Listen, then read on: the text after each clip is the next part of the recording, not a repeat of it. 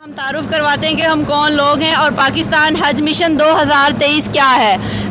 ہم لوگ مینجمنٹ میں سے ہیں، ہم سٹاف میں سے ہیں، ہماری بھی قرآن دازی ہوتی ہے ڈیفرنٹ منسٹری سے، چاروں صوبوں کے سیکریٹریٹ سے، آرمی سے، پولیس سے، اسی طرح اور مختلف اداروں سے 1200 لوگوں کی قرآن دازی ہوتی ہے اور پھر ہم لوگوں کو ٹریننگ دی جاتی ہے۔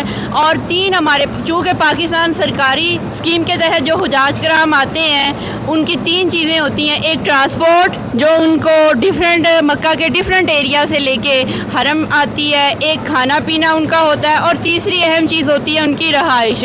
یہ 3 سیکٹر ہوتے ہیں، فوڈ، ٹرانسپورٹ اور ریزیڈنس۔ اس کو ہم لوگ دیکھتے ہیں، اس کو ہر لحاظ سے مینیج کرتے ہیں، ڈیلی بیسس پہ جو ہے کمپلین سالو کرتے ہیں۔ ہمارا زیادہ سے زیادہ مقصد ہوتا ہے حجاج کرام کو، اللہ تعالیٰ کے مہمانوں کو ہر طرح سے ہم فیسیلیٹیٹ کر سکیں۔ ابھی ہم یہاں پہ پہنچے ہیں صبح کے وقت اور رات کے وقت کچھ سٹاف ممبر پہنچے ہیں، ان کے انتظامات بہت اچھے ہیں۔